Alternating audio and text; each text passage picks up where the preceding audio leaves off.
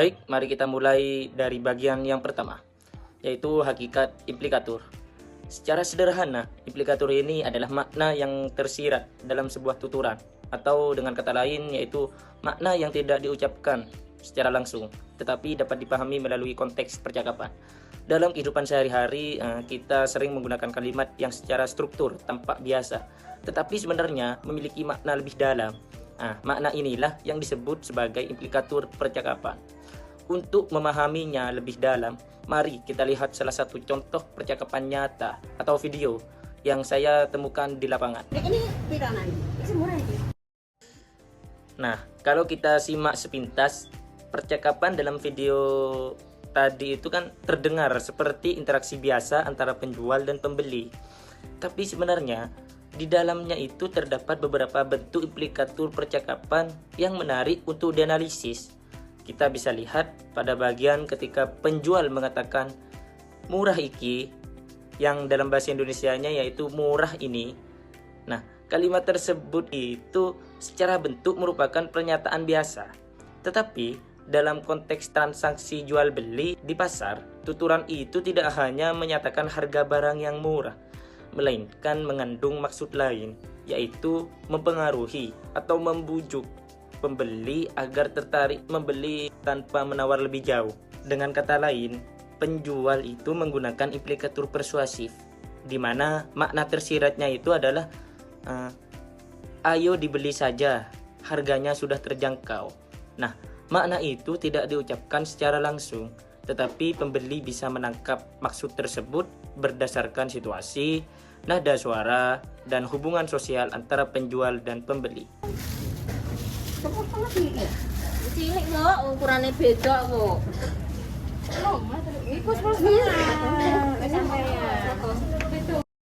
Selanjutnya ketika pembeli bertanya, seperti ini contohnya.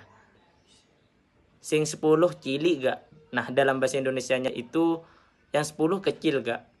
Nah, lalu penjual itu menjawab, yo cilik, ukurannya wae beda ngono, iku 10,5 sampean.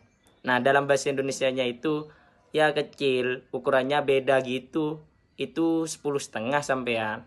Nah, dari percakapan tadi itu juga terdapat implikatur penjelasan dan penegasan. Penjual sebenarnya tidak hanya menjawab pertanyaan ukuran, tetapi secara tidak langsung itu menegaskan bahwa barang tersebut sesuai dengan kebutuhan pembeli dengan menambahkan kata sampean di akhir kalimat. Nah, kata itu berfungsi memperhalus dan mempererat hubungan interpersonal antara penjual dan pembeli. Nah, kalimat seperti ini menunjukkan bagaimana implikatur muncul dalam situasi komunikasi yang nyata, di mana makna tersiratnya hanya bisa dipahami bila kita tahu konteksnya, siapa yang berbicara, kepada siapa, di mana, dan tujuannya apa.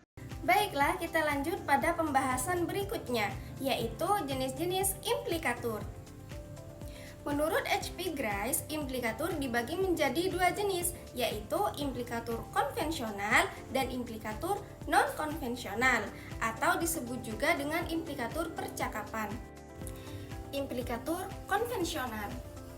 Implikatur konvensional adalah makna yang dapat langsung kita pahami dari kalimatnya tanpa perlu menerka-nerka atau melihat dari konteks tertentu.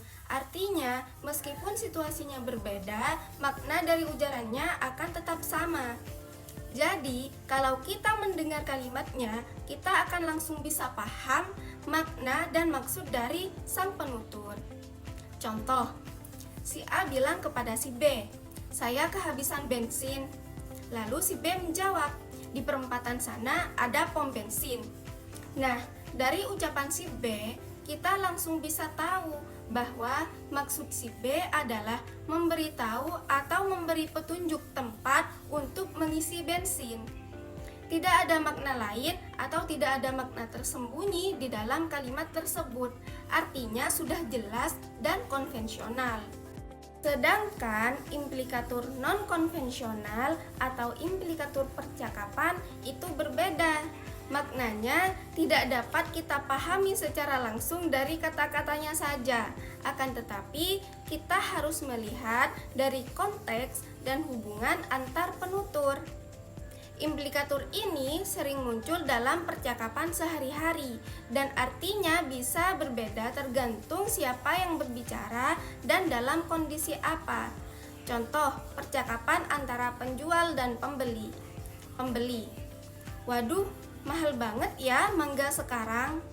Lalu si penjual menjawab, iya, musimnya sudah hampir habis. Si penjual tidak bilang, iya, harganya mahal, atau iya, harganya memang sengaja dinaikkan.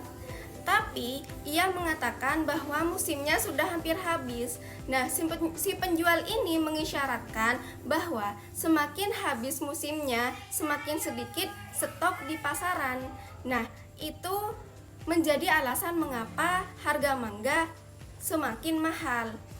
Jadi, si penjual ini ingin mengisyaratkan alasan dari pertanyaan si pembeli, begitu. Kelompok kami juga meneliti beberapa percakapan yang terjadi di Pasar Kolpajung, Pamekasan antara penjual dan pembeli yang mengandung makna implikatur. Berikut videonya. Sana apa nih kama? Ada tangan ning sa bola.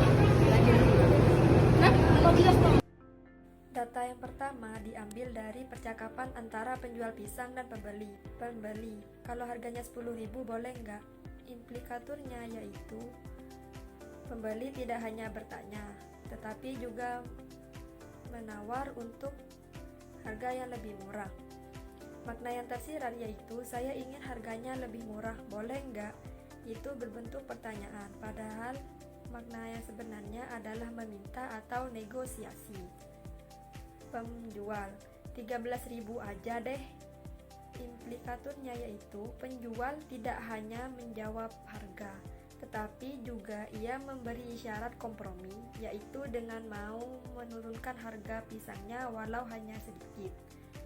Itu termasuk implikatur percakapan karena makna boleh ditawar tidak diungkapkan secara langsung, tetapi dapat dipahami dari konteks.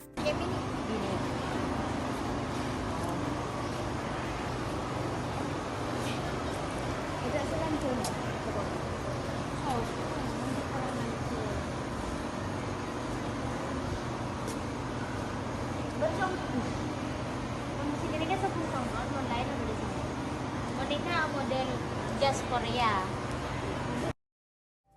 Dalam percakapan tersebut, pembeli menanyakan jaket anak-anak kepada penjual.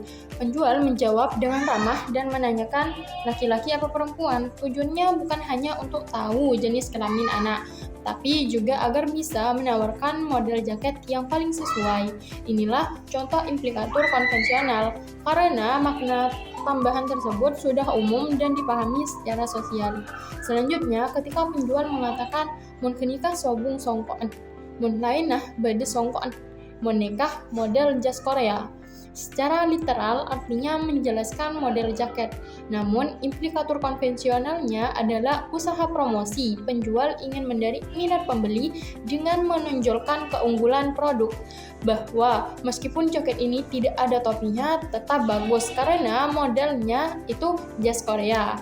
Sedangkan implikatur non-konvensional muncul dari konteks dan maksud tersembunyi. Saat pembeli bertanya, "Tada selanjangan sekoni?" yang artinya tidak ada yang lebih panjang sedikit. Itu bukan sekedar pertanyaan, tetapi bentuk ketidakpuasan halus terhadap model yang ditawarkan. Lalu si penjual itu menjawab singkat, "Sobung," artinya tidak ada.